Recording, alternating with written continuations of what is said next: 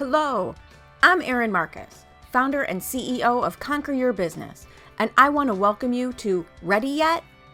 If all you needed was a step-by-step plan of what to do, you could buy a book on how to succeed and you would be all set. But here's the rub. You'll never do what it takes until you become the person it takes to do it.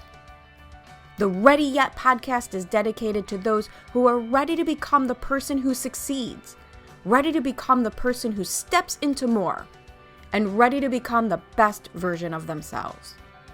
In the I'm Ready interview series, join me for inspiring conversations with people who figured out who they needed to be in order to achieve their dreams and were brave enough to be that person. Welcome to this episode of the Ready Yet podcast, where we talk to people about who they needed to become in order to get to where they wanted to go. And I'm so excited. This morning, I was kind of tired, and then I looked at my stare. I'm like, oh, that's right. And I got all excited again that Tammy Helfrich is here with me today, because Tammy and I have known each other for a couple of years, and she's just one of my favorite people. And I can't wait. I get to ask you all the questions that I don't ask you when we're just hanging out about who you are and what you do and how you do it and how you got there. And I know you have exciting news to share. So why don't you give everybody a little more formal introduction to you and what you do? And I can't wait to dive in. Yes, thank you so much for having me, Erin. This is so fun. We have lots of fun together. And yeah, it's super fun to get to come together on a podcast and to get to be interviewed by you. So I am Tammy Helfrich. I'm a life coach, and I really help people tap into their intuition. I think so many of us have been disconnected from our inner wisdom and who we are because we've been living with other people's expectations. And so I really help people to tap into that so they can take intentional action and really decide on purpose how they want to live, the life they want to create, who they want to be. And so I host a podcast called Intentional Life also, which is all about, again, deciding on purpose, how you want to live, being intentional about the life you create. And I am the author of a brand new book called Unapologetic, which is all about being who you are and no longer apologizing for it. And Erin, you are such a fantastic example of being unapologetic. And so I can't wait to have this conversation with you. This is awesome. And so one of the things, I'm just diving in, because one of the things that I love so much about our situation together and our relationship, because so we are both success strategists in a fairly good sized local women's networking group, right? And we have so many of dead on same opinions. Mm-hmm. And yet we're so different from each other. Yes. And I just love that, this whole idea of doing things with intention. It makes me crazy. And you're just so much nicer about it than I am. But it makes me crazy watching people sit back and just let things happen to them. Yes. And so I'm curious, because I know how I got to where I am, but how did you just become a person who not just talks about that, but embodies that and teaches that whole idea of being intentional, not just from the spiritual yoga, set your intention for the day, happy feeling, but from the action side as well? Were you always this on top of your game? I mean, come on. No, not always. I mean, it definitely comes from my own story. So I was actually in the corporate world for almost 20 years. I was in big corporate sales. I, on paper had all the things, right? A good job. I worked for a Fortune 500 company. I was traveling the country. I was making good money. And I just one day started to look around and think, is this it? Is this what life is about? And also, it was very stressful. I had young kids at the time, and I was not taking care of myself and my health. And I started to look around and think, gosh, is this it? And I've done all the things that they've told me you're supposed to do to feel great and feel fulfilled. And I could have kept doing them, but there was just this yearning in me for something more. And with me, it did start with my spiritual experience and kind of trying to figure out who I am and what I'm here for and, what my purpose is and that kind of stuff. But it really just was a journey of exploration of getting to know me. I had taken the path that I thought was right for me, and I got there and just Right? decided, I'm not sure this is what I want to do for the next 20 years, right? Right. And it's so true that, and I can't remember how close of age you are to me, but if you're getting there, Hmm. we didn't know there was other options.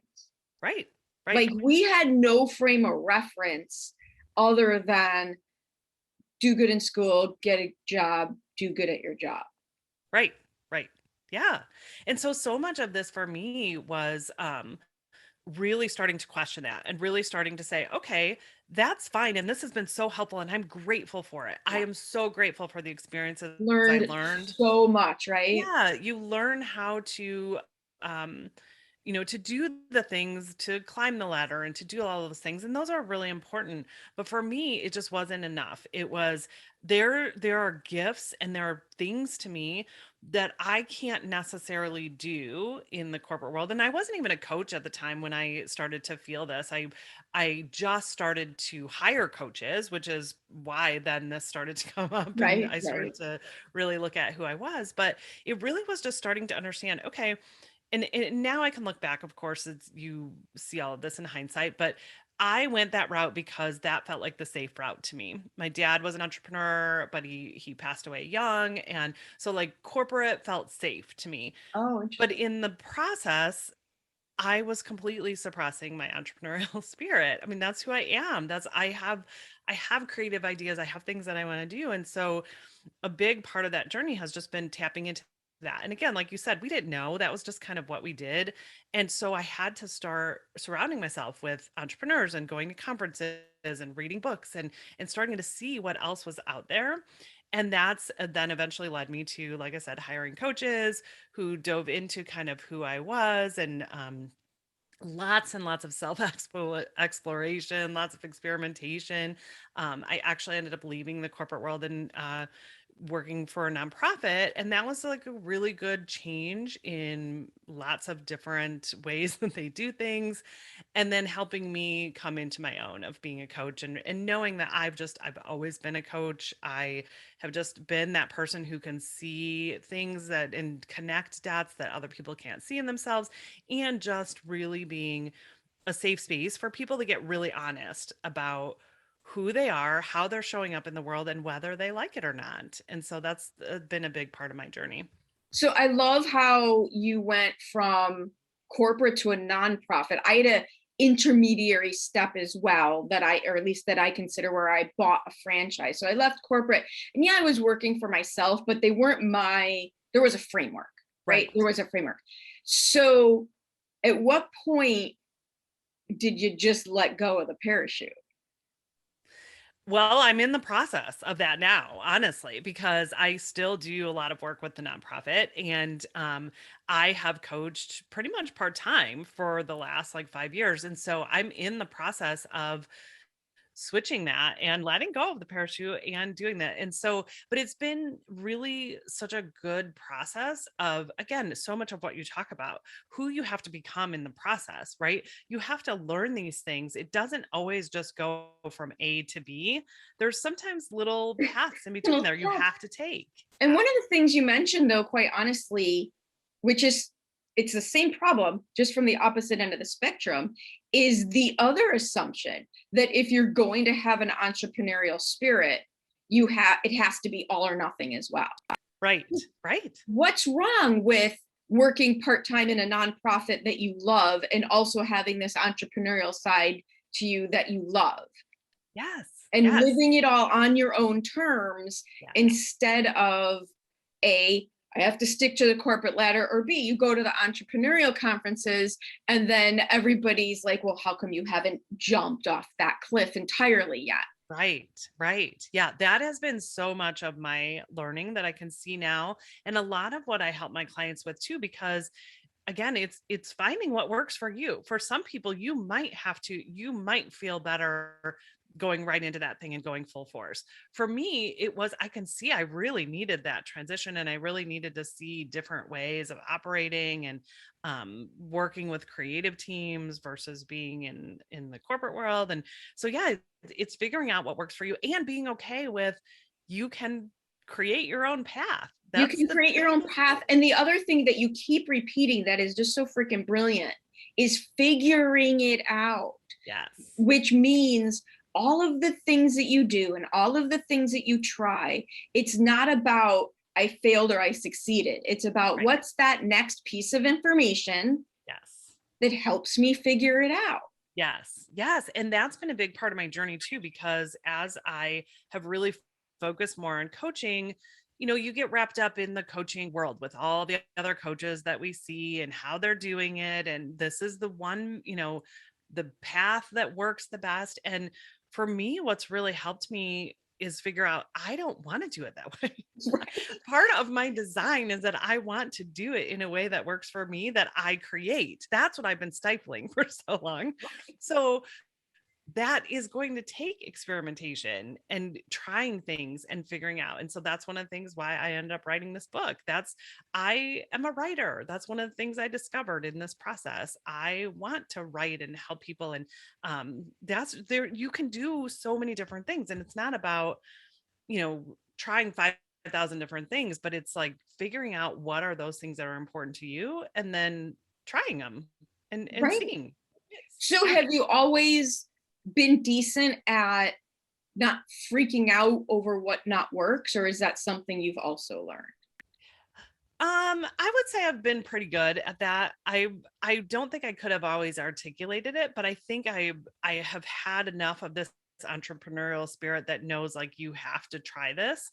I think in the beginning, definitely going from corporate, because corporate was very, you better have it all strategically laid out, and you better have, mitigated every risk you could possibly mitigate in order before you do it. Right. So there was definitely some transition there to be okay with, oh yeah, it doesn't. But honestly, just even switching the way, just like you said, the way that you talk about it. If you continually are telling yourself that you're failing, of course that's not going to feel great. But if you are telling yourself, this is just an experiment, this is just what we do.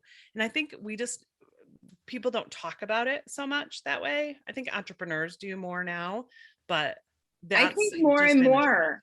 And it's yeah. so interesting to me how, I'm sure you see this, because like you mentioned, we're surrounded by other coaches because that's kind of who our friends are, and we're at the same events, and then you end up on Facebook together. So I'm seeing at the same time out in social media, all of this talk about trial and error, it's feedback, not failure, which is one of my favorite things. Like, Yes.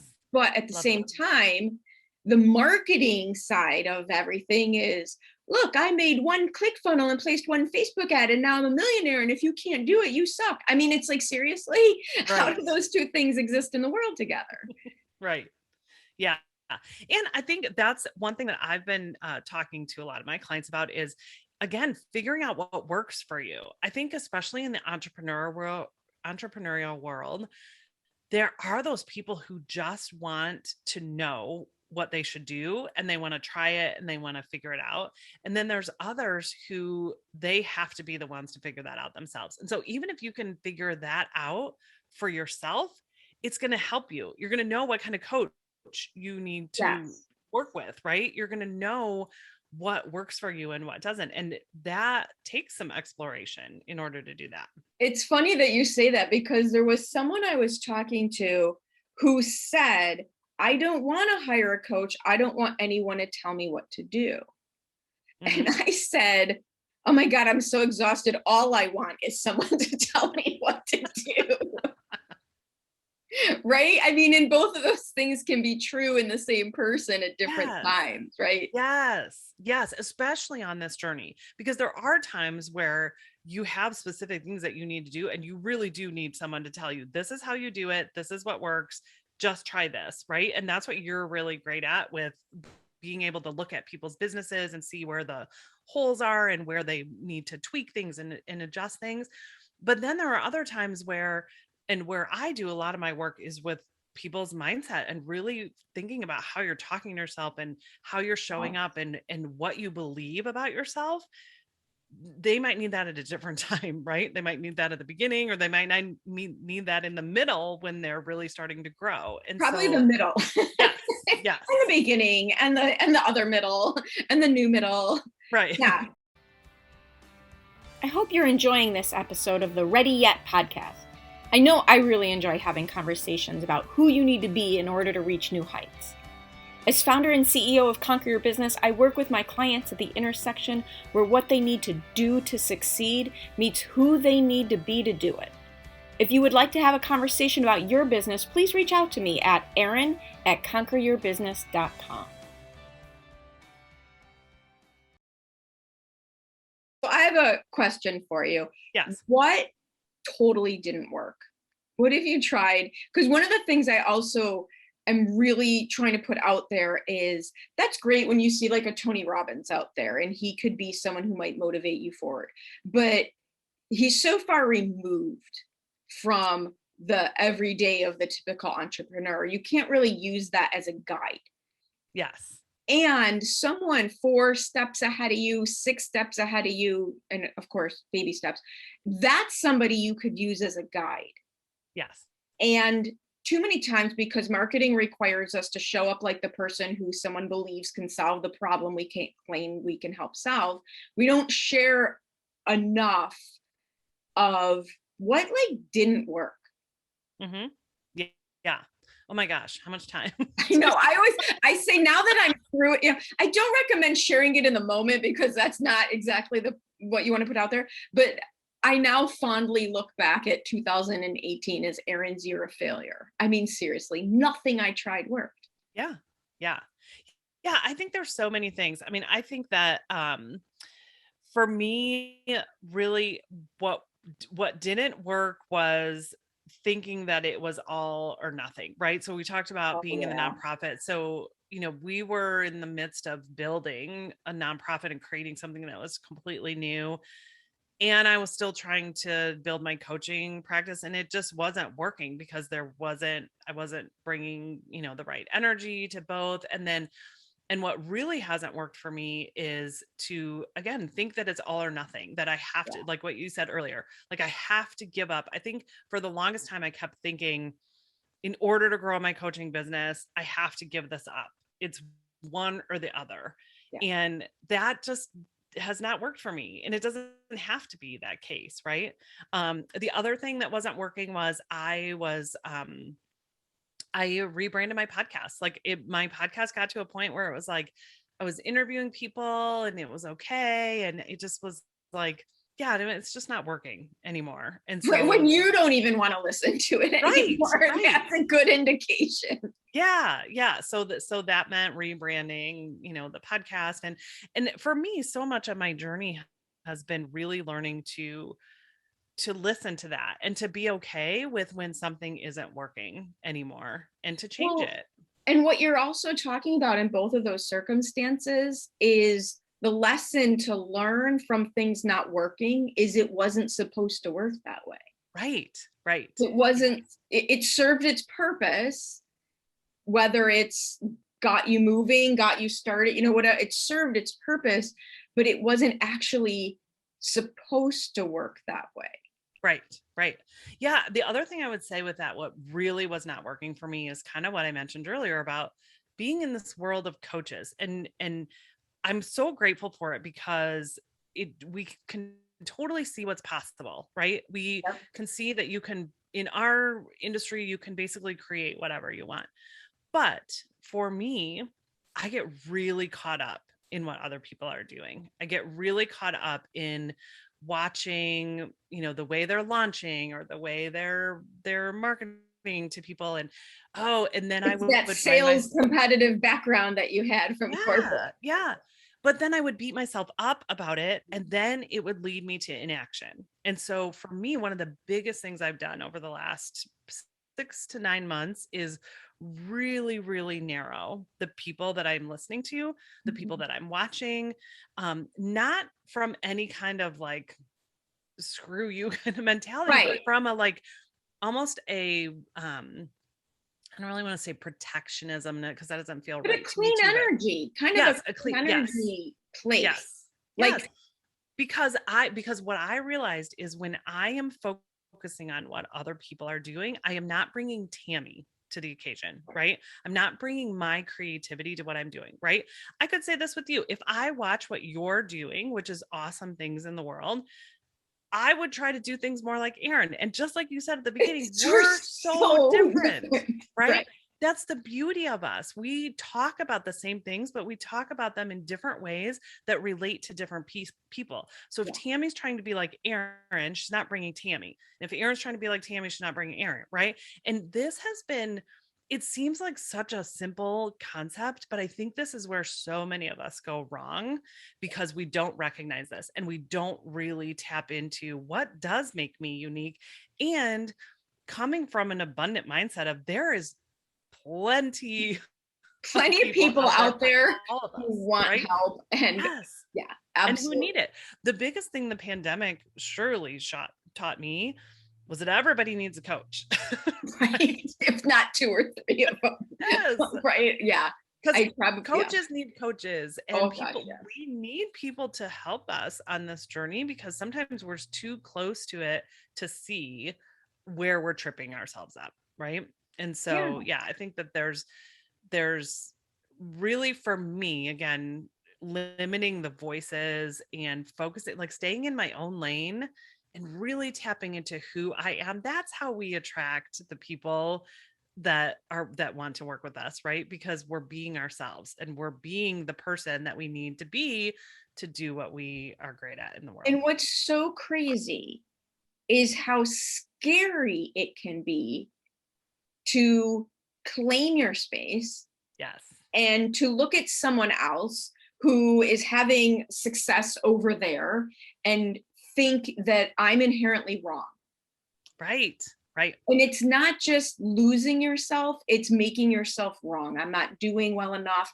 Not only am I trying to be them, I'm not okay being me. And what you're talking about, and this is what has come out of these interviews, whether I've been talking to lawyers or coaches or authors, or I talked to a gentleman who owns car washes. I mean, success, and you mentioned it before, success in a corporate job is all about fitting in the box, following the plan, fit in the box. And Yep. success as an entrepreneur is about how well can you embrace that authenticity of you. Yes. Because let's face it, there's what, 6 options out. I mean, our solutions aren't really any different from each other. Right. There's Right. a few versions, but it's really how authentic of yourself can you bring to that solution Yes. so that the right person can hear it. Yes. Yes. And that it resonates with you. This is the thing that the way that you talk about something is going to resonate with somebody that is very different from the way that I talk about it. And if you look at that as like that's a bad thing or that means something's wrong with you, you're going to bring that energy to it versus that's fantastic because what I need right now is available to me and what someone else needs right now is available to them. And think of it this way. If either you or I tempered our message because we weren't willing to be ourselves, that person would receive nothing. So how much service are you giving? Exactly. They wouldn't have been drawn to either of us and they would have stayed in the middle without. Yes. Yes. So good. So good. And I think that's just, if nothing else, that part of the journey as an entrepreneur. You know, there's the safety net that you leave when you leave the job that's scary, but it's probably more work to be willing to embrace your authentic self and then put it out there.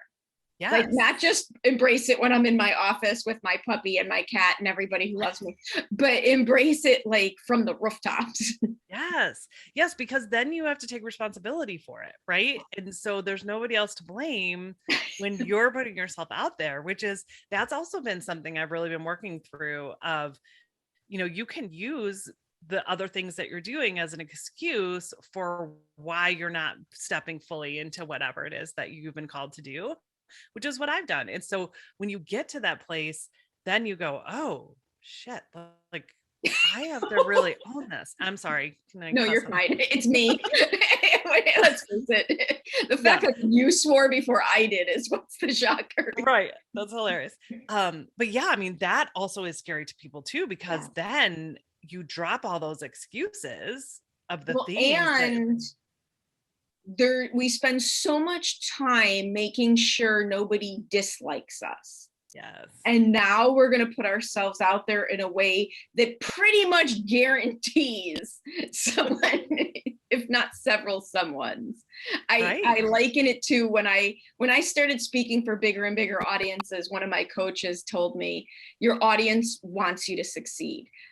Which was great advice. But the other piece of that, which was so true, is if there's 100 people in the room and 99 are clapping and laughing, you will focus on the one person just sitting back with his arms crossed, and it's brutal. Like, the more you embrace your authentic self, the more you absolutely guarantee someone won't like it. Right. And you can focus on that person. Right. Or you can focus on the other one. I heard a story about Larry David one time when he was at like the Yankees game or something, and they put his picture up, and like 50,000 people or however many were there were like cheering for him, loved him, whatever. He left the stadium, and some dude walking down the sidewalk is like, "Hey, Larry, you suck." And then who did he think about for the rest of the night? Not those 50,000 people, that one person, right? Right. And I try to remember in those moments that, your brain has a negative bias. That's how it keeps you alive, is by identifying threats. So you have to consciously choose to use it in a different manner. Yeah. Yeah. And that's where I talk a lot about intention, right? It's not, like you said, it's not just the yoga, I'm setting the intention. It's like, no, I get to decide, do I want to focus on that one person who doesn't get my message and probably never will? Do I want to try to convince them? Who I wouldn't like anyway. Like, why do I care if they like me? I probably don't like them either. Right. Isn't that hysterical? Like, how come she doesn't like me? Well, do you like her? Right. No. Well, then why do you care? Right.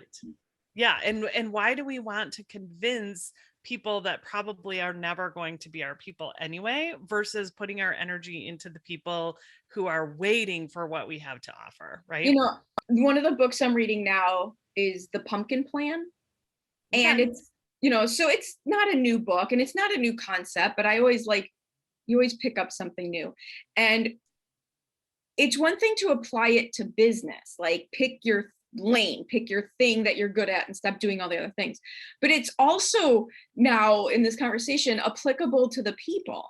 Mm-hmm. Pick your people and let your people pick you, and stop worrying not just about the activities, but the people who aren't part of your journey.